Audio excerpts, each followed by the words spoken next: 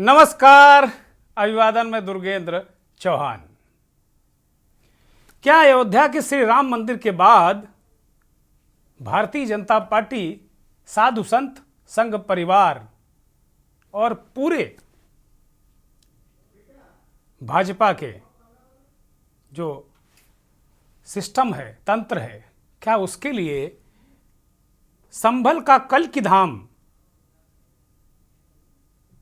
एक महत्वपूर्ण शक्ति केंद्र बनने जा रहा है? क्या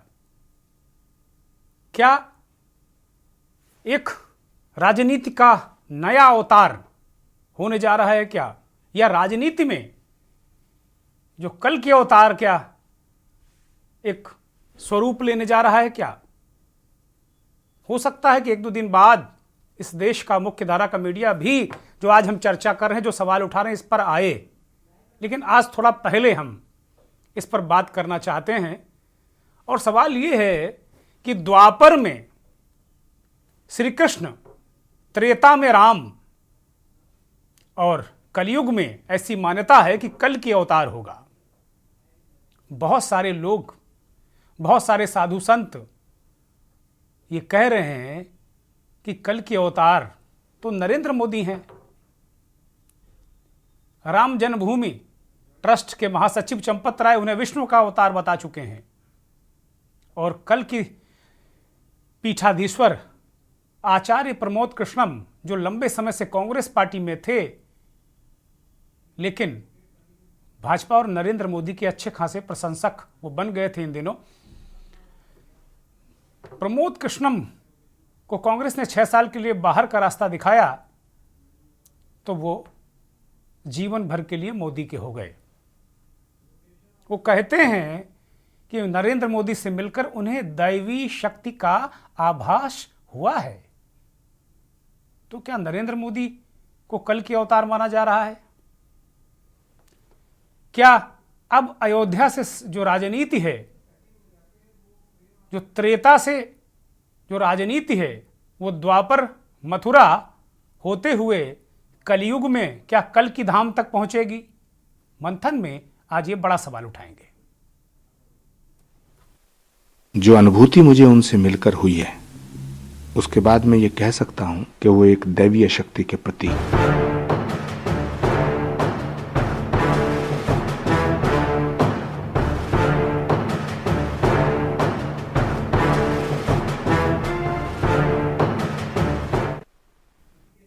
आखिर ऐसा क्या हुआ कि कांग्रेस के लिए मोर्चा लेने वाले कल के पीठाधीश्वर आचार्य प्रमोद कृष्णम को दैवी शक्ति का आभास होने लगा और वो ये मान बैठे कि जो बातें वो कह रहे हैं कांग्रेस पार्टी उन्हें बाहर का रास्ता दिखाएगी और दिखा भी दिया।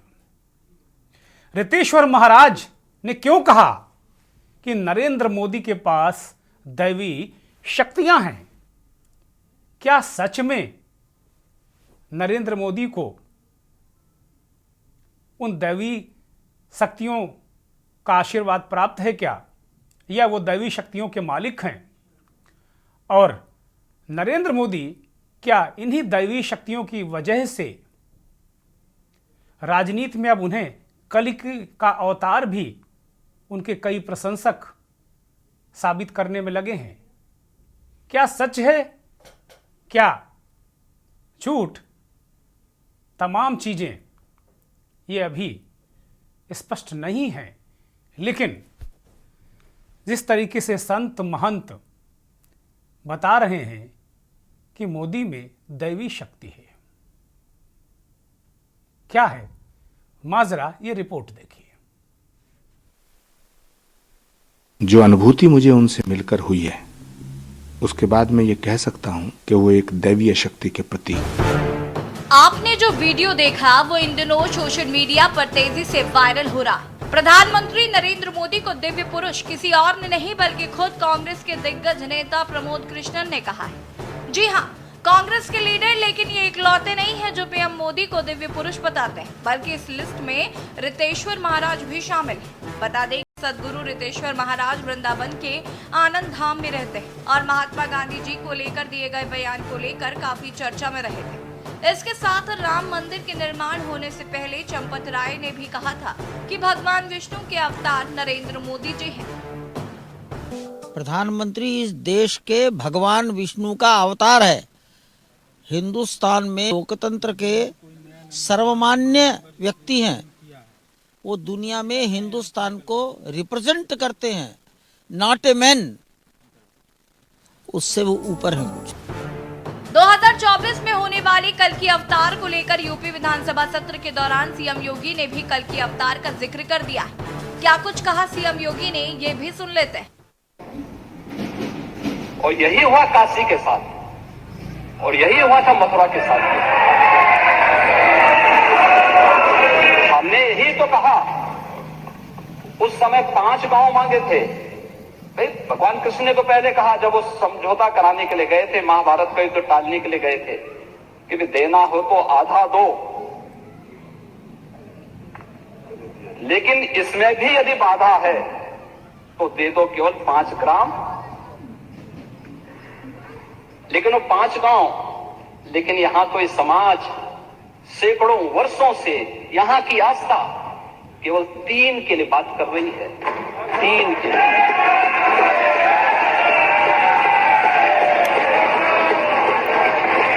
वो 3 के लिए भी इसलिए वे विशिष्ट स्थल हैं, वे सामान्य नहीं है। ईश्वर की अवतरण की धरती है, असामान्य नहीं है। वो असामान्य यानी उसको एक सामान्य स्तर पर नहीं मान सकते। योगी आदित्यनाथ के बयान के बाद अब राजनीति गलियारों में जोर शोर सियासत तेज हो गई है कि जिस तरह से भगवान विष्णु ने द्वापर और त्रेता में अवतार लिया, उसी तरह से कलयुग में भगवान विष्णु ने मोदी के रूप में कल की अवतार लिया। फिलहाल देखने वाली बात यह होगी कि ये कल की अवतार पर राजनीति कब थमेगी। आज मंथन में इसी पर चर्चा की जाएगी। सवाल क्या 19 तारीख को प्रधानमंत्री नरेंद्र मोदी संभल के कल की धाम का जब शिलान्यास करेंगे तो क्या यही कल की अवतार होगा? और राजनीति का ये क्या कल की अवतार है? या जैसा मैंने कहा कि त्रेता, द्वापर और फिर कलयुग, अयोध्या, मथुरा और कल की धाम, तो क्या ये सियासी अवतार है या दैवी शक्तियां हैं? बड़ा चिंतन, बड़ा मंथन। उत्तर प्रदेश के मुख्यमंत्री योगी आदित्यनाथ प्रधानमंत्री के कार्यक्रम की तैयारियों का जायजा लेने के लिए आज संभल गए और वहां उन्होंने कल की धाम में बैठक करके जायजा लेके गर्भगृह में जहां प्रधानमंत्री को जाना है, शिलान्यास करना है, सारे कार्यक्रम की रूपरेखा को समझा और पीठाधीश्वर आचार्य प्रमोद कृष्णम से भी बातचीत की, मशवरा किया, हेलीपैड वगैरह देखा। तो कुल मिलाकर अगर कहा जाए कि क्या ये राजनीति का कल की अवतार है, क्योंकि अयोध्या को लेकर जो आंदोलन चला, मंदिर को लेकर जो बातें हुई, अब वो सारी बातें बीजेपी और उसके जो सहयोगी संगठन हैं वो इस बात को कह रहे कि उन्होंने जो कहा वो कर दिखाया, मंदिर वहीं बनाया। तो अयोध्या का जो पूरा चैप्टर है वो ओवर हो चुका है लगभग। अब मथुरा और काशी और उसके बाद एक नया धाम, कल की अवतार। बहुत सारे लोग मोदी को विष्णु का अवतार, कल का अवतार कह रहे हैं और कलयुग में भगवान विष्णु, ऐसी मान्यता है कि कल के अवतार में इस धरा पर आएंगे। तो एक बात और है इसके पीछे कि प्रभु जन्म कब लेते हैं, जब धरती में क्या स्थितियां परिस्थितियां होती हैं जब प्रभु जन्म लेते हैं, ये भी बड़ा महत्वपूर्ण सवाल है। तो क्या वैसी स्थितियां परिस्थितियां हैं? लेकिन जो कुछ भी हो, राजनीति चूंकि पश्चिमी उत्तर प्रदेश बीजेपी के लिए बेहद महत्वपूर्ण है और सभी राजनीतिक दलों के लिए बेहद महत्वपूर्ण है। किसान आंदोलन और जाटों की नाराजगी के बाद पश्चिमी उत्तर प्रदेश में एक ऐसे समीकरण बन रहे थे कि बीजेपी को मुश्किलें आ रही थी और आरएलडी के साथ ना होने के कारण और भी दिक्कतें थी, लेकिन आरएलडी को साथ में लेकर आए। चौधरी चरण सिंह को उन्होंने, सरकार ने भारत रत्न दिया और उनके पोते आरएलडी के चीफ जयंत चौधरी ने एनडीए से नाता जोड़ लिया। लेकिन इसी बीच जो बीजेपी का शीर्ष नेतृत्व तो उसके रणनीतिकार एक दूसरे मोर्चे पर भी काम कर रहे थे, वो था कल की अवतार, कल की धाम, कि अगर आरएलडी से कोई बात अंतिम दौर में ना पहुंचे तो फिर राजनीति का कल की अवतार और कल की धाम को लेकर भी एक बड़ा अभियान छेड़कर कम से कम एक अच्छा खासा माहौल पश्चिमी उत्तर प्रदेश में बनाया जा सकता है, और वो भी अंजाम में पहुंच गया। प्रधानमंत्री नरेंद्र मोदी 19 तारीख को, इसी 19 फरवरी को कल की धाम जाकर शिलान्यास करेंगे, गर्भगृह में जाएंगे, पूजन करेंगे और पूरा एक विस्तृत कार्यक्रम बना हुआ है। तमाम नेता इशारों में कह चुके हैं कि 19 तारीख को संभल में, कल की धाम में कल की अवतार होने वाला है। शायद उनकी मुराद यह है कि राजनीति का कल की अवतार है। अब वास्तव में कल की अवतार कब होगा, क्या होगा, इसके बारे में मैं बहुत ज्ञाता तो हूँ नहीं, एक सामान्य सी जानकारी रखता हूँ, तो इसके बारे में बहुत सारे साधु संत महंत बताएंगे। हमारे साथ मेहमानों का पैनल एक जुड़ गया है। भीष्म सिंह देवल, वरिष्ठ पत्रकार, संभल से हमारे साथ जुड़े हैं। देवल साहब, बहुत स्वागत, बहुत धन्यवाद, आभार आपका।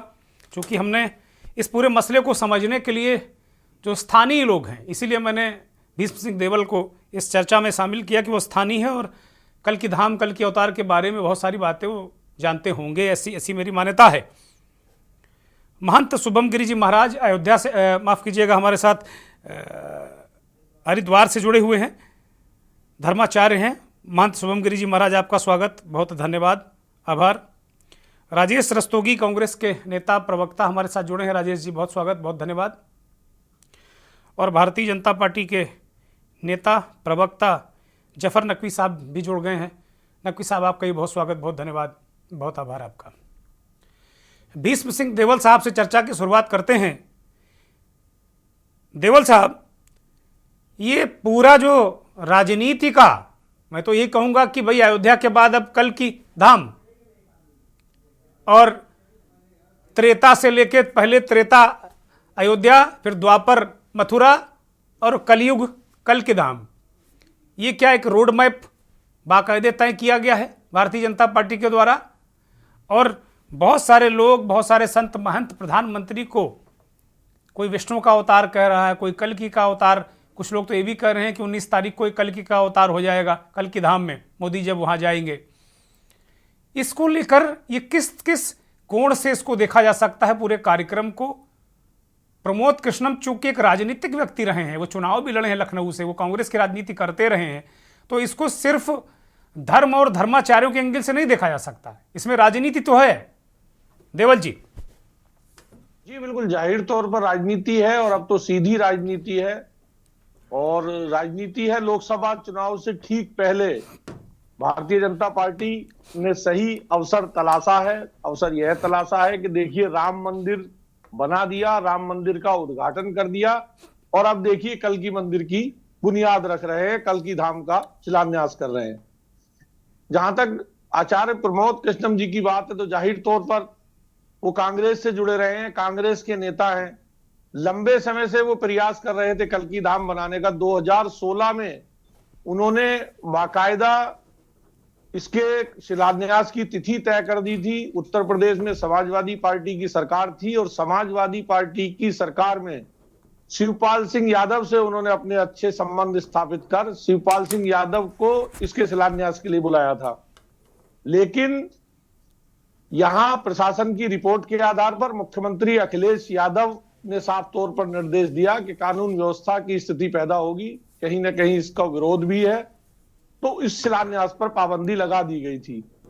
अब भाजपा की सरकार है, आचार्य प्रमोद कृष्णम ने परिस्थितियों को अपने अनुकूल किया और उसके बाद अचानक ट्विटर पर, एक्स पर एक तस्वीर आती है कि वो प्रधानमंत्री नरेंद्र मोदी को अपना निमंत्रण दे रहे हैं कल्की धाम शिलान्यास का, और कुछ ही देर में प्रधानमंत्री जी की तरफ से भी सकारात्मक जवाब आता है कि ये मेरे लिए सौभाग्य की बात है कि मैं ऐसे अवसर का साक्षी बनूंगा।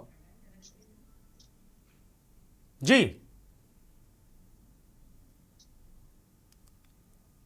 तो जाहिर सी बात है कि अब जिस तरह अब ये कि बड़ा इवेंट बन गया है, कल्की धाम के शिलान्यास की अगर बात करें तो कल्की धाम के शिलान्यास में 19 फरवरी को प्रधानमंत्री नरेंद्र मोदी के कार्यक्रम में 40 से 50 हजार लोग शामिल होंगे, इस तरह की उम्मीद जताई जा रही है।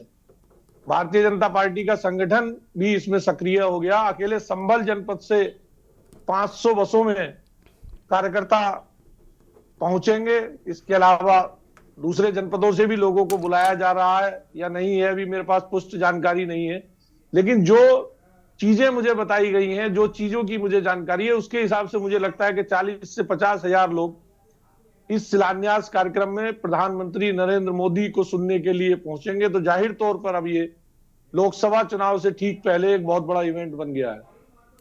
देवल साहब, आपने बड़ी महत्वपूर्ण जानकारी दी कि भाई 2016 में शिवपाल सिंह यादव को करना था।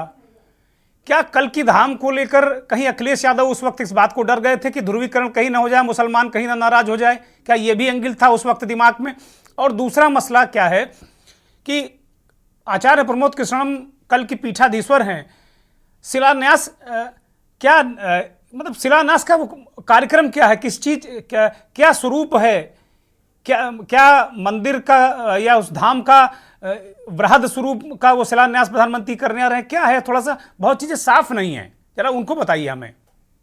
जी बिल्कुल, पहले सवाल का जवाब मैं आपको देता हूं। जब 2016 में आचार्य प्रमोद कृष्णम ने शिलान्यास का कार्यक्रम तय किया था, तब संभल के सांसद डॉक्टर शफीकुर रहमान बर्क ने इसके विरोध में आवाज उठाई थी। तो जाहिर सी बात है कि मुस्लिम वोटरों के नाराज होने के डर से अचानक से फैसला नहीं, एक बात आपने कही ना कि प्रशासन ने कहा था लॉ एंड ऑर्डर की प्रॉब्लम आ जाएगी। क्या जमीन को लेकर कोई मसला है? क्या किसी आबादी का कोई एतराज है? इस तरह कोई मसला है क्या वहां पे? जी बिल्कुल, मैं बता दूं, कुछ लोग आवाज उठाते हैं। असल में जहां ये लोग पहले मैं आपके पहले सवाल का जवाब देता हूं। आपने कहा कि ये क्या है, वृहद स्वरूप है, क्या है, तो ये क्लियर होना जरूरी है। इसके बाद इस बात पर आता हूं। कल्की की जहां तक बात है कि धर्म ग्रंथों में वर्णित है कि संभल में कलयुग में भगवान विष्णु कल्की के रूप में अवतार लेंगे।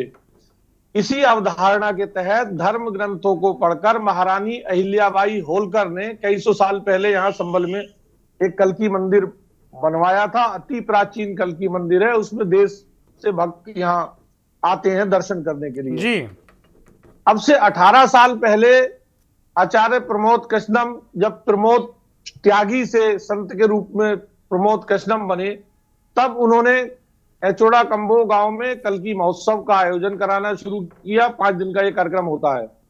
उसके बाद ही रूपरेखा बनी कल्की धाम की। तो कल्की धाम के तौर पर वह वहां एक मंदिर बड़ा कल्की का स्थापित कराने की तैयारी में है, और उसके निर्माण के लिए वो पहली ईंट शिलान्यास के तौर पर प्रधानमंत्री से लगवाने की तैयारी कर रहे हैं 19 फरवरी को। देवल साहब, आपने कहा, बड़ी महत्वपूर्ण बात बताई कि अहिल्याबाई होलकर ने उस मंदिर का निर्माण कराया था। तो जो मंदिर था उतना ही है। प्रमोद कृष्णन, आचार्य प्रमोद कृष्णम हो गए, पीठाधीश्वर हो गए, लेकिन उसमें कोई इजाफा नहीं हुआ, मंदिर का स्वरूप वही है। अब ये एक तरीके से लगभग एक बहुत विस्तृत अयोध्या जैसा स्वरूप वो चाहते हैं, या उससे आसपास का। महारानी अहिल्याबाई होलकर ने कल्की मंदिर का निर्माण संभल शहर में कराया था जी, और आचार्य प्रमोद कृष्णम का जो पैतृक गांव है वो संभल से तकरीबन 29 किलोमीटर दूर है, एचोड़ा कंबो गांव। अब ये वहां पर कल्की धाम का निर्माण करवा रहे हैं। अच्छा, तो एचोड़ा कंबो गांव में कोई मंदिर नहीं है, वो नया कल्की धाम वहां बनवा रहे हैं? जी बिल्कुल, इससे पहले वहां कल्की भगवान का मंदिर नहीं है। ये कल्की का बड़ा और वृहद धाम वहां बनवाने की तैयारी कर रहे हैं, और उसी का शिलान्यास 19 फरवरी को प्रधानमंत्री के हाथों कराने की तैयारी है। और अहिल्याबाई होलकर वाला जो मंदिर उनके द्वारा स्थापित है, उसके क्या दशा और दिशा है, उसके क्या हाल चाल हैं, जरा ये भी दर्शकों को बताइए। जी जी बिल्कुल, मैं बता दूं, आज भी शहर में वो मंदिर है, उसकी अपनी मान्यता है, बाहर से भी लोग दर्शन के लिए आते हैं और अहिल्याबाई होलकर ट्रस्ट ही आज भी उसका रखरखाव देखता है। हालांकि भारतीय जनता पार्टी की पिछली सरकार में मुख्यमंत्री योगी आदित्यनाथ जी ने भी उसके कायाकल्प के लिए 1 करोड़ रुपए से ज्यादा की धनराशि दी थी, जिससे मंदिर की 4 दीवारी दुरुस्त की गई है और कुछ काम हुए हैं। तो अब देखने में एक सुंदर मंदिर, भगवान कल्की का संबल में वो प्राचीन मंदिर है। अच्छा, इसके पीछे जो जो नया धाम की स्थापना जो प्रधानमंत्री करने वाले हैं, उसका शिलान्यास करने वाले हैं, नींव का पत्थर रखेंगे, वो इसके पीछे क्या कोई राजनीतिक कारण भी आप देख रहे हैं? क्योंकि प्रमोद कृष्णम राजनीति से जुड़े व्यक्ति रहे हैं और अभी भी ऐसा नहीं कि वो राजनीति को उन्होंने सरेंडर कर दिया है। उन्होंने ये जरूर कहा कि मैं 14 साल की उम्र से राजीव गांधी की बात पर कांग्रेस के साथ था, अब जीवन भर मोदी के साथ रहूंगा। और उन्होंने ये भी कहा कि मोदी से जब वो मिले तो ऐसा एहसास हुआ कि उनके अंदर कोई दैवी शक्ति है। बहुत सारे लोग ये भी कह चुके हैं कि मोदी विष्णु का अवतार हैं, बहुत सारे लोग कह चुके हैं वो कल्कि का अवतार हैं। तो इस तरीके की क्या ये राजनीतिक बातें भी, वहाँ कोई राजनीतिक वजह भी बड़ी है क्या इस पूरे धाम के पीछे? क्योंकि लगातार ये कहा जाता ही है कि बीजेपी मंदिर और मठ की राजनीति करती है। दूसरी एक बात यह है कि आज देश में इतने मठों के शंकराचार्य हैं, इतने बड़े बड़े मंदिर हैं, लेकिन कल्कि के नाम पर एक बड़े धाम की गुंजाइश थी। उस मौके को आचार्य प्रमोद कृष्णम ने समय से कैश किया या उस बात को समझा और वो उसको लेकर के आगे बढ़े हैं। जाहिर सी बात है, कलयुग में भगवान कल्कि के प्रति पूजा अर्चना को लेकर लोगों में मान्यता है, लोगों में श्रद्धा है। तो अब ऐसे में वो संभल से भी बड़ा एक धाम वहां पर बनाएंगे तो जाहिर सी बात है हाँ, कि बड़ी ख्याति और दूर दूर से श्रद्धालु भी आएंगे, तो उनका अपना कद भी बात संत है, के तौर पर बढ़ेगा, जाहिर सी बात वैसे वैसे जैसे तमाम देवी देवता हम लोगों के सनातन में हैं, तो अभी कल्कि के सही बात है कि बहुत सारे मंदिर नहीं हैं, तो एक नए तरीके का उफान भी लाने की इसमें कोशिश होगी। और जैसा कि मैंने कहा, तमाम राजनीतिक विश्लेषक इस बात को कह रहे हैं कि त्रेता द्वापर और कलयुग, त्रेता अयोध्या, द्वापर मथुरा और कलयुग संभल, कल्कि का अवतार। एक ब्रेक ले रहा हूं। आप देख रहे हैं के न्यूज, खबरों का सारथी। राजनीति का कल्कि अवतार मंथन, आज इसी पर हमारे साथ वरिष्ठ पत्रकार, राजनीतिक विश्लेषक और नेशनल यूनियन ऑफ जर्नलिस्ट के राष्ट्रीय संगठन मंत्री प्रमोद गोस्वामी साहब भी हमारे साथ जुड़ गए हैं। गोस्वामी साहब, बहुत स्वागत, बहुत धन्यवाद, बहुत आभार। आचार्य शुभम गिरि जी महाराज हमारे साथ जुड़े हुए हैं। कल्कि अवतार को लेकर भीष्म सिंह देवल साहब ने कल्कि धाम मंदिर और पूरे कार्यक्रम की रूपरेखा को रेखांकित किया है। शुभम गिरि जी महाराज, मैं आपके पास आ रहा हूँ। जैसा मान्यता है कि कल्कि अवतार संभल या उसके आसपास होना है कलयुग में, लेकिन जहाँ तक हम लोगों ने संतों महंतों से ये सुना है कि भगवान का अवतार कब होता है?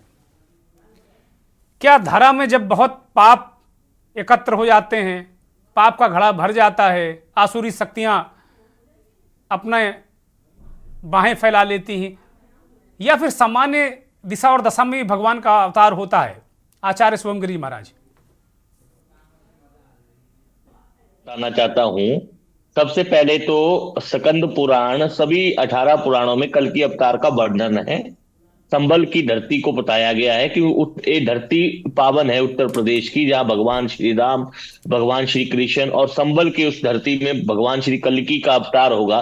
पहले ही देवल साहब ने आपको बता दिया, हमें पता ही नहीं था कि अहिल्याबाई होलकर ने वहां पर मंदिर की स्थापना की थी। आज से 9 साल पूर्व मैं आचार्य प्रमोद कृष्णम जी के कल्कि कार्यक्रम में गया था, जब इन्होंने साईं का पक्ष रखा था।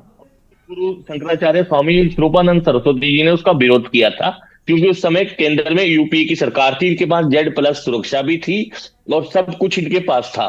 मैंने एक हरिद्वार में जब एक कार्यक्रम हुआ, जब उत्तराखंड के पूर्व मुख्यमंत्री और उत्तर महाराष्ट्र के पूर्व राज्यपाल भगत सिंह कोश्यारी ने बोला, तो इनकी वाणी में तो साक्षात सरस्वती है। और हरिद्वार में जब इन्होंने जन्मदिन मनाया तब इन्होंने पीके फिल्म का पक्ष रखा था, तब आरएसएस और संघ के तमाम कार्यकर्ताओं ने इनका विरोध किया था। चलिए बात छोड़िए, पुरानी बात कही, अब वर्तमान की बात करते हैं। आचार्य प्रमोद कृष्णम जी कांग्रेस के वरिष्ठ नेता है। मेरे को पता है कि उन्होंने राजा वीरभद्र सिंह जी के साथ भी राजनीति की। रस्तोगी जी ने भी उनको हरिद्वार में नहीं, वो थे, अब है नहीं, निकाल दिए गए हैं, अब है नहीं वो। अब तो कह रहे हैं मोदी जी के साथ है जीवन मरण तक, कांग्रेस के नेता अब नहीं है वो। मेरे को तो ये लगता है कि चलो अपनी उनकी विचारधारा है, धर्माचार्य, चाहे मैं हूं, मुझे चाहे अखिलेश यादव जी से मिलना हो, मुझे चाहे मायावती जी से मिलना हो, मुझे चाहे किसी से भी मिलना हो। 2 दिन पहले तो कांग्रेस के एक नेता को तो काट देते हैं, फिर उसके बाद एक दिन के पूर्व वो कांग्रेस से निष्कासित हो जाते हैं। उनके गुरु जी तो दिग्विजय सिंह जी है, वो कहाँ गए? उनको तो बहुत मानते थे, हर कार्यक्रम में दिग्विजय सिंह जी को बुलाते थे। हरिद्वार में कई कार्यक्रम हुए तब भी उन्होंने दिग्विजय सिंह जी को बुलाया। चलो आचार्य प्रमोद कृष्णम जी ने ये भी हो सकता है कि संभल से वो चुनाव ना लड़े। मुझे आपकी साउंड गड़बड़ कर रही है शुभम गिरी जी महाराज, उसको ठीक कीजिए, आपकी आवाज दर्शकों को मिल नहीं रही। और जरा धार्मिक पहलू को बताइए, जो मेरा सवाल है मूल, राजनीति पर हम चर्चा करेंगे। आपका ये सवाल है कि जो भगवान श्री कब अवतार लेते हैं, भगवान कब अवतार लेते हैं धरा में? मैं ये जरा जानना चाह रहा हूं। भगवान धरा में जब अवतार लेते हैं, जब कलयुग में धरती में अधिक पाप बढ़ जाता है और धरती में अधिक एक क्रोध हो जाता है और धरती में हर व्यक्ति हर प्रकार का उत्पीड़न करता है, तो कलयुग के अंत में अवतार लेंगे। अभी तो प्रथम चरण चल रहा है कलयुग का, चतुर्थ चरण में भगवान अवतार लेंगे। चतुर्थ चरण के बाद भगवान श्री कल्कि का अवतार होगा, छोटे बालक के रूप में। उस समय आदमी की हाइट छोटी हो जाएगी, उस प्रकार से भगवान का अवतार होगा। लेकिन संबल का जिगर स्कंद पुराण में है और संबल का जिगर तो भागवत में भी है, और कलि के अवतार का जिगर पूरे 18 पुराणों में कलि के अवतार का जिगर है। ठीक है, ठीक है। देवल जी कुछ कहना चाह रहे हैं, फिर मैं भाजपा के मित्र के पास जाऊंगा। जी जी बिल्कुल, मैंने स्वामी जी के पास तो है इसकी जानकारी पूरी। मैंने भी क्योंकि संभल में कल्कि से संबंधित स्टोरियां लंबे समय से करनी पड़ी, तो मैंने भी पढ़ा इन चीजों को। श्रीमद् भागवत गीता में जो कल्कि अवतार के बारे में लिखा है और कलयुग के जो लक्षण लिखे हैं, उन्होंने कहा कि पापी और व्यभिचारी धर्म का प्रवचन करेंगे, नारी लज्जा छोड़ देगी और कुंवारी कन्याएं बच्चे को जन्म देंगी। जब उस तरह के हालात समाज में होंगे, कलयुग उस स्थिति तक पहुंच जाएगा, तब कल्कि भगवान के अवतार की स्थितियां बनेगी। ठीक बात है। मैं भाजपा के नेता की तरफ रुख करूंगा। जफर साहब, अभी तो बहुत लंबा सफर है, पता नहीं चतुर्थ चरण में हजारों लाखों साल अभी बाकी हैं, लेकिन अवतार के जो स्वरूप है उसको राजनीतिक रूप से भुनाने की तैयारी शुरू हो गई। द्वापर, त्रेता, अब सीधे कलयुग की भी तैयारी। कलयुग का वो चरण अभी आया नहीं, लेकिन उसको अब एडवांस में हम लोग इतने एडवांस हो गए कि उसको अभी भी राजनीतिक रूप से बुनाए ले रहे हैं। अभी एक पूरी तरीके से एक जो माहौल अब तैयार होगा, भाई प्रधानमंत्री जी जाएंगे तो जाहिर सी बात है कि माहौल होगा। प्रमोद कृष्णम राजनीतिक व्यक्ति हैं, तो राजनीतिक संदेश तो देंगे ही देंगे प्रधानमंत्री वहां कुछ ना कुछ।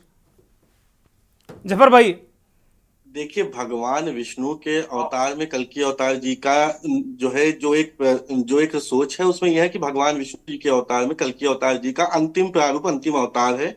पर कल्कि अवतार के सेवक के तौर पे अगर हम प्रधानमंत्री नरेंद्र मोदी जी को देखते हैं तो इसमें कोई गलती नहीं है। लेकिन अगर कोई सीधे कल्कि अवतार किसी व्यक्ति विशेष को हम अवतार से अवतरित नहीं कर सकते, उसके लिए वो उस तरह का गुण चंपत राय जी कह चुके हैं कि विष्णु का अवतार है। अभी हमने आपको सुनाया, अभी चंपत राय जी कह रहे हैं विष्णु का अवतार है वो। ऐसी कौन सी बात है भाई? और उनके अंदर दैवी शक्तियां हैं, ये प्रमोद कृष्णम भी कह रहे हैं। सर देखिए, किसी व्यक्ति के कहने से कोई व्यक्ति अवतार पुरुष नहीं हो सकता। अवतार पुरुष की जो संभावनाएं हैं, अवतार पुरुष की जो परिलक्षण होते हैं, वो उसकी एक अलग होती है कि राजनीतिक व्यक्ति या एक सामान्य व्यक्ति को हम भगवान का अवतार नहीं मान सकते, भगवान का सेवक मान सकते हैं कि उसके अनुसरण कर रहा है, उसी किसी अवतार का अनुसरण कर रहा है। और जो बात रही कल्कि धाम को लेकर जो हम बात कर रहे हैं, तो अगर उस धाम का निर्माण के लिए प्रधानमंत्री नरेंद्र मोदी जी को उन्होंने आमंत्रित किया है और वो वहां जा रहे हैं, तो सौभाग्य की बात है हमारे देश के लिए, हमारे देश के सनातनी भाइयों के लिए, कि कल्कि पीठाधीश्वर के माध्यम से कल्कि धाम का अगर वहां पे उद्घाटन हो रहा है तो देश के लिए सौभाग्य की बात है, और उत्तर प्रदेश में संभल जिले के लिए सौभाग्य की बात है। और मैं किसी व्यक्ति विशेष को अवतार पुरुष नहीं कह सकता हूं, क्योंकि ना मेरी औकात है और ना किसी आम जनमानस की हैसियत होती है कि किसी व्यक्ति को भगवान का अवतार या नबी जफर भाई या किसी इसको तरह लेकर के- जैसा अभी देवल साहब ने कहा कि वहां के सपा सांसद ने विरोध किया था, बिल्कुल इसका शिलान्यास 2016 में शिवपाल जी ही कर देते। प्रमोद कृष्णम जी चाहते थे शिवपाल जी ही कर लें, तत्कालीन सरकार भी मदद करे। लेकिन क्या आपको लगता है कि कोई वोटों की राजनीति, जिन वोटों की राजनीति सपा करती है, उसकी वजह से पीछे हट गई होगी? ऐसा लगता है क्या आपको? और देखिए, आज वो वास्तविक प्रधानमंत्री उसको साकार रूप दे रहे हैं। वोट है, इसमें कोई ये निसंदेह, इसमें कोई ऐसा शंका की बात नहीं है। और हमेशा अखिलेश यादव जी ने वोट बैंक की ही राजनीति की है। देखिए, प्रधानमंत्री नरेंद्र मोदी जी का कुशल नेतृत्व देखिए कि वास्तविक तौर पे जिस बेल्ट में शफीकुर रहमान एक लंबे समय से राजनीति करते आ रहे हैं, एक अल्पसंख्यक समुदाय की राजनीति करते चले आ रहे हैं, प्रधानमंत्री नरेंद्र मोदी जी का कुशल नेतृत्व देखिए कि वहां पर जाकर कल की पीठ के उद्घाटन के कार्यक्रम में भी शामिल होंगे और आम जनमानस को भी ये संदेश देंगे कि ये देश हम सबका है। इस देश में सभी समानांतर से सोच के साथ अल्पसंख्यक बहुसंख्यक समान विचारधारा के साथ देश के विकास की बात करें, देश के सम्मान की बात करें। और कल की पीठ के जो भी संरचना के लिए, उद्घाटन के लिए प्रधानमंत्री नरेंद्र मोदी जी जा रहे हैं, इसमें देश के किसी भी व्यक्ति को, न किसी संत को, न किसी महात्मा को किसी प्रकार का विरोध होना चाहिए। रही बात आचार्य प्रमोद कृष्णन जी की, नहीं, मैं राजनीति समझना चाहता हूं इसमें क्योंकि राजनीतिक संदेश तो है इसमें। मैं ये जरा समझना चाहता हूं कि आप लोग मतलब ये विशुद्ध धार्मिक कार्यक्रम मान रहे हैं इसको, या कहीं ना कहीं कोई इसमें है? क्योंकि मैं बिल्कुल इसको एकदम, तो मैं इस बात से बिल्कुल इत्तेफाक नहीं रखता कि ये विशुद्ध धार्मिक कार्यक्रम है, ये पूजा पाठ है सिर्फ। नहीं, इसमें कहीं ना कहीं राजनीति तो है। जहां पर धार्मिक अनुष्ठान होने हैं, वो वास्तविक तौर पे, शुद्ध तौर पे धार्मिक कार्यक्रम है, वो राजनीतिक कार्यक्रम नहीं होता है। लेकिन हमारा देश बहुसंख्यक समाज की बहुतायत समाज में सनातन प्रेमी है, जो सनातन की शिक्षा के साथ चलते हैं, तो वास्तविक तौर पे वहां पर उस तरह के माहौल जनरेट हो जाता है। लेकिन हमारी भारतीय जनता पार्टी इस प्रकार की किसी राजनीति को कभी सपोर्ट नहीं करती। हाँ, हमारे शासनकाल में राम मंदिर का शिलान्यास हुआ। हाँ, हमारे शासनकाल में अन्य जो न्याय व्यवस्थाओं में जो फाइलें पेंडिंग थी, हम उन पे काम कर रहे हैं। आप क्रेडिट लेते हैं ना, राम मंदिर का क्रेडिट लेते हैं ना, तो वोट के रूप में आप ही को मिलेगा, कांग्रेस पार्टी को थोड़ी मिल जाएगा। सर, हम कल की धाम का अगर शिलान्यास प्रधानमंत्री जी करेंगे तो जाहिर सी बात उसका लाभ तो आपको मिलेगा ही। सर, हम सीना तान के कहते हैं कि भगवान राम की, रामलला की जो प्राण प्रतिष्ठा हुई वो हमारे शासनकाल में हुई। हम सीना तान के कहते हैं कि हिंदुस्तान में विद्वेष भावना का अंत भारतीय और जनता पार्टी मुख्यमंत्री ने जी ने किया। अभी विधानसभा में कहा कि भाई हमने 3 मांगे हैं, हमें 3 दे दो। नहीं तो फिर उन्होंने बाकायदे दुर्योधन वाला वो उदाहरण भी दिया है कि 5 गांव नहीं दिए तो फिर बिल्कुल महाभारत हो गई। अच्छा सवाल दुर्गेन जी किया आपने। मुख्यमंत्री जी ने कहा ना कि भाई हमें 5 गांव दे दो, उन्होंने दबे शब्दों में कह दिया कि हमें 3 दे दो, हम 3 मांग रहे हैं। नहीं तो फिर उन्होंने कहा कि भाई 5 गांव नहीं दिए, महाभारत हो गई। हमारा देश सौहार्दपूर्ण माहौल के साथ ही चलेगा। जहां पर कुछ व्यवस्थाओं में अनियमितताएं आएंगी, वहां के लिए माननीय न्यायालय हम सभी के लिए है, चाहे वो अल्पसंख्यक समाज हो या बहुसंख्यक समाज हो। जहां वाद विवाद से अंत नहीं होगा, वहां न्यायालय उसमें अपना हस्तक्षेप करेगा और वहां पे उसी हिसाब से फैसला होगा। और इस तरह की कूटनीति करने वाले जो विपक्षी दल है, हम उनकी सोच से बहुत ऊपर है। कूटनीति विपक्षी कहां कर रहे हैं? सारी नीति, कूटनीति, सारे बयान तो आप लोगों के हैं। आप भी भगवान बना देते हो। आप ही के दल के नेता कहते हैं भाई 5 गांव का उदाहरण देते हैं, इसमें कहां विपक्ष है? शुभम गिरी जी महाराज 5 सेकंड, फिर मैं राजेश रस्तोगी के पास जाऊंगा, काफी देर से प्रतीक्षा कर रहे हो। जनता पार्टी का नेता होकर आपके चैनल पे डंके की चोट पे बोल रहा हूं कि हाँ, मैं भगवान विष्णु के अवतार, कल की अवतार के सेवक के तौर पे आदरणीय नरेंद्र मोदी जी को देखता हूं। और भारतीय जनता पार्टी के समस्त कार्यकर्ता देश में सौहार्दपूर्ण माहौल के लिए ही जफर भाई आप बहुत मासूम नेता हैं। जफर भाई आप बहुत मासूम नेता हैं, बड़े बेहतरीन नेता हैं। आप दिल से भी बड़े साफ आदमी हैं, ऐसा मुझे लगता है। शुभम गिरी जी महाराज जल्दी से बोलिए। हाँ, बोलिए, आप बोलिए दुर्गेंद्र जी। मैं ये कह रहा हूँ, देखिए, कल की जो अवतार के लिए आचार्य प्रमोद कृष्णम जी ने एक बयान आया था कि मैं सभी राजनीतिक दलों के अध्यक्षों को, सभी को वहां पर आमंत्रित करूंगा, देश के प्रधानमंत्री को, देश के राष्ट्रपति को। और ये भी बात आपको पहले ही वरिष्ठ पत्रकार जी ने बता दी, क्योंकि इलाहाबाद हाई कोर्ट ने उनको कल की धाम मनाने के लिए उनकी जो याचिका थी उसके पक्ष में उन्होंने केस जीता है। लेकिन लेकिन अब वो जमीन तो उनकी है। और कम वहां पर कल की महोत्सव जो नवंबर में होता है कार्तिक पूर्णिमा के उपलक्ष्य में, मतलब देव उठाइनी एकादशी के समय होता है, देव उठाइनी एकादशी के समय कल की महोत्सव होता है। 5 दिन का वो महोत्सव होता है, उसमें वो सारी हस्तियों को बुलाते हैं, सभी राजनीतिक दलों के व्यक्ति को बुलाते हैं, सभी को बुलाते हैं। ठीक लेकिन है। ये है कि हरिद्वार में भी कल की महोत्सव के लिए उन्होंने एक भी आश्रम नहीं छोड़ा है, वहां तक कि कोतवालों के माध्यम से एक आश्रम में उनका पत्र गया हुआ है और उन्होंने सबको बुलाया है। और उन्होंने अखिल भारतीय अखाड़ा परिषद के अध्यक्षों को भी बुलाया है, उन्होंने शंकराचार्य को भी बुलाया है। लेकिन ये देखिए अब जो कल्कि अवतार के बारे में जो उल्लेखना है, कल्कि अवतार तो कलयुग के अंतिम चरण में होगा, क्योंकि उन्होंने कहा था तूने द्वाता में वादा किया है। क्योंकि आचार्य प्रमोद कृष्ण जी पहले भजन संध्या करते थे, तो बहुत अच्छी उनकी भजन संध्या होती थी। फिर बाद में राजनीतिक विशेषज्ञ तो शुरू से ही थे, उस विषय में मैं नहीं जाता, कांग्रेस में चाहे भाजपा में चाहे सपा में, वो पता नहीं कभी कहीं भी चल जाए, इसका कोई वो नहीं उदाहरण नहीं है। लेकिन ये बात तो मानने की है दुर्गेंद्र जी कि अगर वो देश के प्रधानमंत्री जी से शिलान्यास करा रहे हैं तो इसमें कोई बुराई नहीं है। लेकिन एक बात तो मैं उसमें कहना चाहता हूं कि वो भीड़ कहां से लाएंगे? उन्होंने 1 लाख भीड़ दिखाने का वादा किया, वो भीड़ कहां से लाएंगे वहां? 1 लाख नहीं, 5-6 लाख भीड़ जा रही है। अभी देवल साहब ने बताया कि 500 बसें तो केवल संभल से हैं आसपास। मैं राजेश रस्तोगी का रुख करूंगा। रस्तोगी साहब, लगातार आपकी पार्टी में वो रहे, आप लोगों ने कल्कि धाम का शिलान्यास नहीं कराया, आपकी 10 साल सरकार रही, आप जेट प्लस देकर उनको अपना टरकाते रहे, चुनाव लड़ा दिया, लेकिन कल्कि धाम के लिए आप लोगों ने कुछ नहीं किया। अब वो कह रहे हैं मोदी जी में उनको दैवी शक्तियां दिख रही हैं। ये शुभ कार्य होते हैं, जो महान कार्य होते हैं, उनका जो समय निकलता है वो तभी निकलता है जब उसका शुभ मुहूर्त होता है। कल्कि धाम का पूरा संभल जानता है, पूरा प्रदेश जानता है कि एक विवाद चल रहा था। जिलाधिकारी मुरादाबाद ने उस निर्माण कार्य को रोकने का लिखित आदेश किया था, तत्कालीन सरकार के प्रेशर में वो आदेश किया था। वो मुकदमा सेशन कोर्ट मुरादाबाद में चला, हाई कोर्ट में चला, और पिछले ही वर्ष माननीय उच्च न्यायालय इलाहाबाद का निर्णय कल्कि धाम का निर्माण कराए जाने का आया, जिसके आधार पर ये 19 नवंबर को हो रहा है। उस शिलान्यास में, उस धाम के कार्यक्रम में, समारोह में श्री आचार्य प्रमोद कृष्णम जी महाराज ने कल्कि पीठाधीश्वर के रूप में देश के प्रधानमंत्री को आमंत्रित किया है और वो उसमें आ भी रहे। मैं तो उत्तराखंड से हूं, हमारे यहाँ उत्तराखंड के संत महापुरुष काफी बड़ी संख्या में आचार्य प्रमोद कृष्णम जी के निमंत्रण पर संभल पहुंच रहे हैं, जहां ये कार्यक्रम आयोजित हुआ है। और जैसा कि शास्त्रों में सर्वविदित है, आपकी पार्टी ने क्या उनको इसलिए निकाल दिया कि वो कल्कि धाम का शिलान्यास प्रधानमंत्री से करा रहे हैं? क्या आपकी पार्टी इन धर्म कर्म के कार्यों से बहुत ज्यादा ताल्लुक नहीं रखती है क्या? उसको दिक्कत होती है क्या?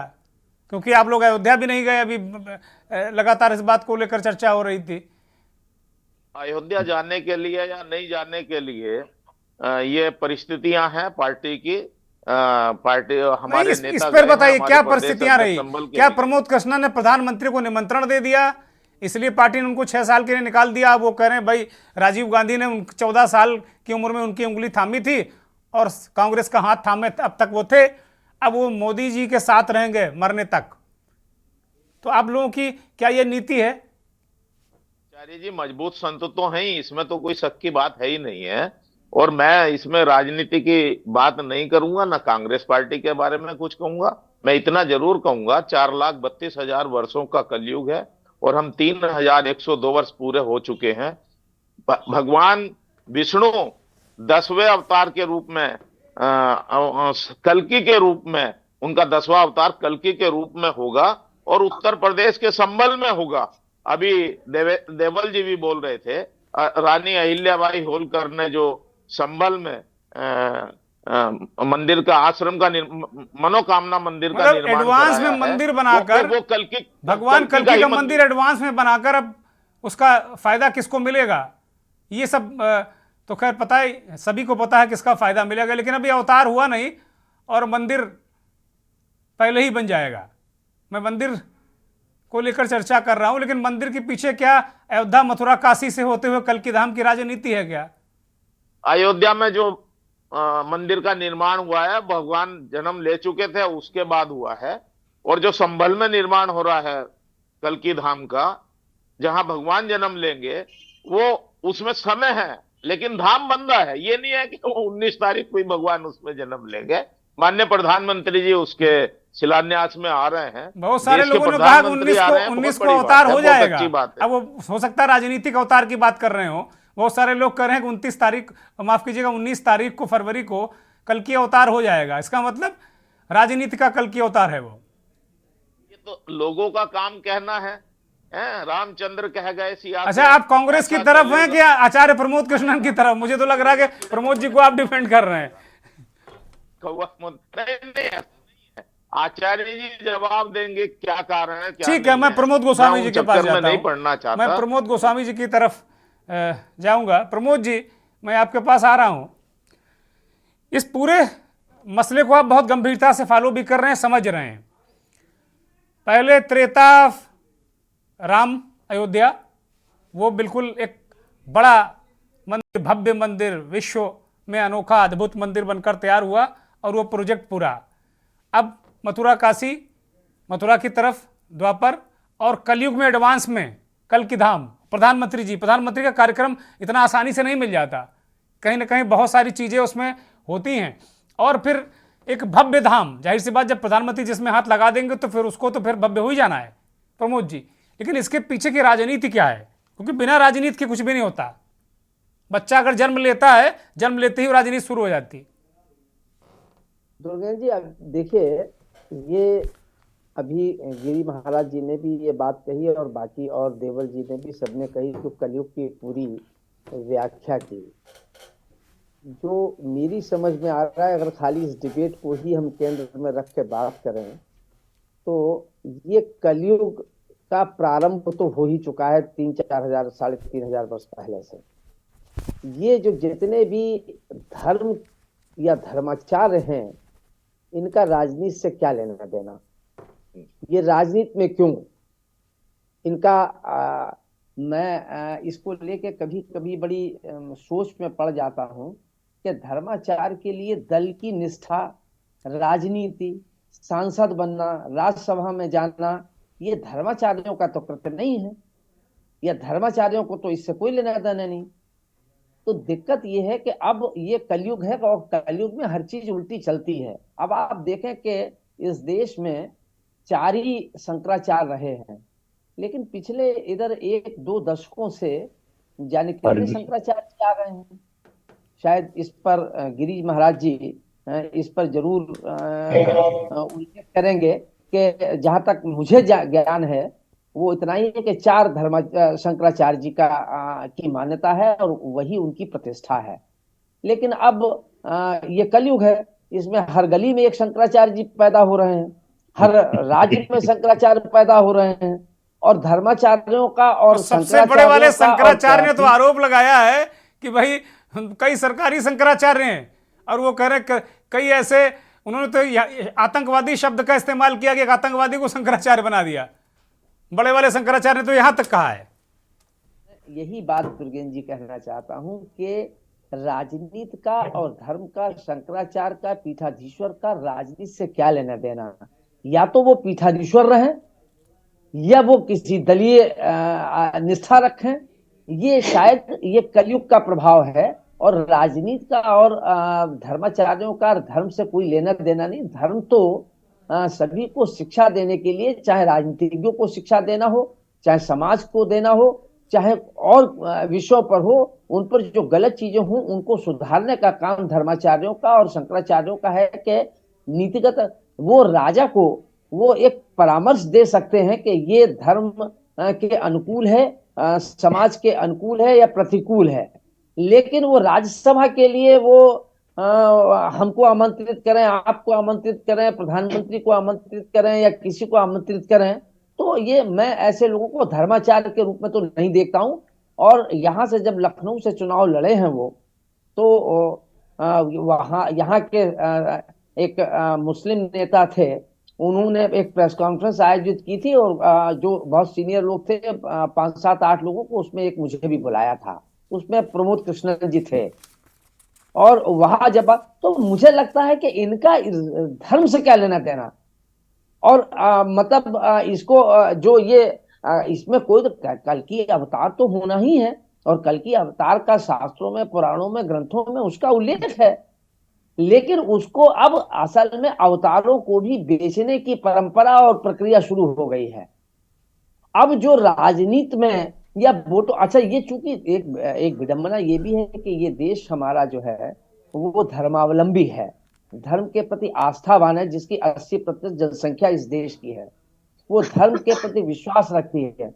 मुझे लगता है कि ऐसे धर्माचार्यों से धर्म के प्रति जो निष्ठा है, धर्म के प्रति जो लगाव है, वो कहीं ना कहीं कमजोर पड़ेगा, या धर्म को के प्रति जो आस्था है वो कमजोर होगी। इन धर्माचार्यों ने, मैंने जो आपसे कहा कि लखनऊ में थे, तो लखनऊ में जो उनके, मतलब मैं यहाँ इस टीवी पर मैं कहना नहीं चाहता हूं कि उन्होंने अपने जब यह चुनाव लड़े अपने वोट मांगने के लिए क्या कहा था हम लोगों से, अब मरते तक भाजपा में रहेंगे। और मैं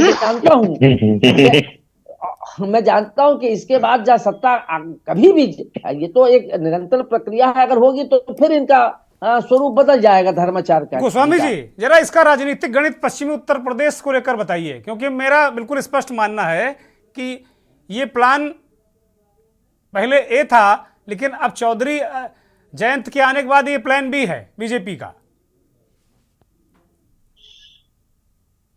मुझसे पूछ रहे हैं? हाँ, आप ही से पूछ रहा हूं गोस्वामी जी। देखिए ऐसा है कि जहां जयंत जी को लाए, असल में दिक्कत ये है, जो ये गठबंधन को, जो इंडिया गठबंधन था, उससे निश्चित रूप से जब ये बना था तो उस समय भाजपा के पेशानी पर पसीने आ गए थे। लेकिन भारतीय जनता पार्टी को ये जानकारी थी कि ये गठबंधन ज्यादा दिन टिकेगा नहीं, क्योंकि ये स्वार्थों का गठबंधन बन गया था कि खाली भारतीय जनता पार्टी केंद्र में आ गई थी कि उसको हटाना है, और इनके अपने निस्वार्थ थे, वही अब देखने को मिला। ये बात मैंने पहले भी, अगर आपको ध्यान हो तो मैंने आपके डिबेट पर ये बात कही थी कि मुझे इसमें शंका है कि ये गठबंधन ज्यादा चलेगा, क्योंकि क्षेत्रीय दलों की अपनी अपनी प्रॉब्लम्स हैं। और मैंने ये भी बात कही थी आपके उसमें कि ये जो गठबंधन है ये मुडेर पर खड़ा हुआ है, एक तरफ खंदक है, एक तरफ खाई है। भारतीय जनता पार्टी का डर है कि अगर 24 में भारतीय जनता पार्टी आ जाएगी तो क्षेत्रीय दल समाप्त हो जाएंगे। लेकिन वहीं दूसरी तरफ जो है वो कांग्रेस, जितने भी देश में क्षेत्रीय दल है वो गैर कांग्रेसवाद के नाम पर बने हैं। तो कांग्रेस का साथ लिए बगैर गठबंधन पूरा नहीं होता, और कांग्रेस को साथ रहते हैं तो क्षेत्रीय दलों को दिक्कत होती है। अगर कांग्रेस मजबूत होगी तो क्षेत्रीय दल सिमट जाएंगे। तो उनके सामने ये बड़ी धर्म संकट की स्थिति वो जो अब सामने आ रहा है। नीतीश कुमार जी जो झंडा लेके चले थे वो भी हट गए, उनके अपने स्वार्थ थे। अब वो कुछ भी हिसाब कह लीजिए तो वही है, तो सभी लोग जानते हैं। अब आप देख लीजिए कि उत्तर प्रदेश में कांग्रेस के गठबंधन को लेके, सीटों को लेके वो चला है। बंगाल में आप चले जाइए, वहां मुस्लिम वोटों को लेके कि वो कहीं हमारे में सेन ममता जी अपने आप जो है वो पंजाब में ये वितंक्रम खड़ा किए हुए। तो ये गठबंधन का कोई मतलब नहीं है, और शायद इसीलिए जयंत जी ले लीजिए, जयंत जी का पूरा अभी तक बनता रहा, और जो अभी ये चीजें हुई हैं, ये भारतीय जनता पार्टी बहुत राजनीति करीने से कर रही है, और बहुत चीजें सोच समझ के कर रही है। वो विपक्ष की कमजोरियों को जान रही है कि विपक्ष कितना ठहर सकता है। तो शायद वही है, उसका भारतीय जनता पार्टी पूरा लाभ ले रही है, और लाभ लेना भी चाहिए। राजनीति कर रहे हैं, वो खिलवाड़ तो नहीं कर रहे हैं। और विपक्ष जो है वो अलग थलग पड़ा हुआ है। पश्चिम उत्तर प्रदेश की जहां तक बात है, मुझे लगता है कि देखिए भारतीय जनता पार्टी के साथ जाट तो जुड़ा हुआ था थोड़ा बहुत। अजीत क्या नाम, जयंत के आ जाने से कोई बहुत बड़ा लाभ हो जाएगा ऐसा मुझे कोई संभव, लेकिन जयंत के जाने से जो मुस्लिम, क्योंकि अगर चौधरी चरण सिंह का आप वहां पश्चिम उत्तर प्रदेश में, जहां तक मेरी जानकारी है कि वहां जाट और मुस्लिम का कॉम्बिनेशन रहा है। अब ऐसी स्थिति में इनके पास से सारा मुस्लिम तो खसक जाएगा। जो जयंत की पार्टी का अपना वोट बेस वोट बैंक था वो दरक जाएगा। तो और जाट जो है वो कहीं ना कहीं बीजेपी के साथ था, जो हाँ ये जरूर है कि इनको 2-3 सीटें मिल जाएंगी राज्यसभा में, जो बात कहा है वो हो जाएगा। तो ये अपनी जगह पर है। ये जो ठीक बात है। जो दूसरी कल की अवतार की बात कर रहे हैं, जो वहां संभल में आचार्य प्रमोद कृष्णन साहब बनाने जा रहे हैं, मुझे लगता है कि इसका कोई लाभ नहीं। और जहां तक जो 1 लाख भीड़ या 2 लाख भीड़ या 5 लाख भीड़ की बात कही जा रही है, वो भारतीय जनता पार्टी की अपनी ताकत है, भारतीय जनता पार्टी का अपना संगठन है, ये वो लेके आएंगे। और प्रमोद कृष्णन वहां 1 लाख तो छोड़ दीजिए, 10,000 लोगों को जोड़ना प्रमोद कृष्णन के अकेले के बुते का नहीं है। ठीक बात है। एक अंतिम टिप्पणी देवल साहब के से मैं चाहूँगा। देवल साहब, मैं आपके पास आ रहा हूँ अंतिम टिप्पणी इस कार्यक्रम की। राजनीतिक दृष्टि से क्या इसे महत्वपूर्ण माना जा सकता है? बीजेपी की राजनीति की दृष्टि से कोई फायदा होने वाला है? जी बिल्कुल। लोकसभा चुनाव से ठीक पहले जिस तरह से ये इवेंट हो रहा है, लोकसभा चुनाव में कहीं ना कहीं भाजपा को फायदा देगा, क्योंकि जिस तरह अयोध्या और श्री राम लोगों के मन में है, उसके बाद अचानक भगवान श्री कल्कि और कल्कि के धाम के नाम पर भी इतना बड़ा इवेंट, तो जाहिर तौर पर भाजपा इसका लाभ उठाएगी और भाजपा को कहीं ना कहीं इसका लाभ मिलेगा भी। आचार्य प्रमोद कृष्णन का धाम कब तैयार होगा, क्या उनको लाभ मिलेगा, ये भविष्य की बातें हैं। लेकिन तत्कालिक तौर पर लोकसभा चुनाव में भाजपा को कहीं ना कहीं इस बेल्ट में इसका फायदा मिलेगा, ये लगता है। बहुत शुक्रिया, बहुत शुक्रिया भीष्म सिंह देवल साहब, जफर अली नकवी साहब, महंत शुभम गिरी जी महाराज, प्रमोद गोस्वामी साहब और राजेश रस्तोगी साहब, आपका ही बहुत बहुत धन्यवाद। बहुत आभार उन करोड़ों दर्शकों का जो के न्यूज़ को देखते हैं, हमारे इस खास कार्यक्रम मंथन को देखते हैं। बड़ा सवाल यही है कि क्या ये रोड मैप है, क्या पश्चिमी उत्तर प्रदेश को लेकर और उत्तर प्रदेश को लेकर क्या ये बीजेपी का बड़ा प्रोजेक्ट है, अयोध्या मथुरा काशी जैसा प्रोजेक्ट बनेगा? ये आने वाला वक्त बताएगा। बहुत बहुत धन्यवाद, नमस्कार।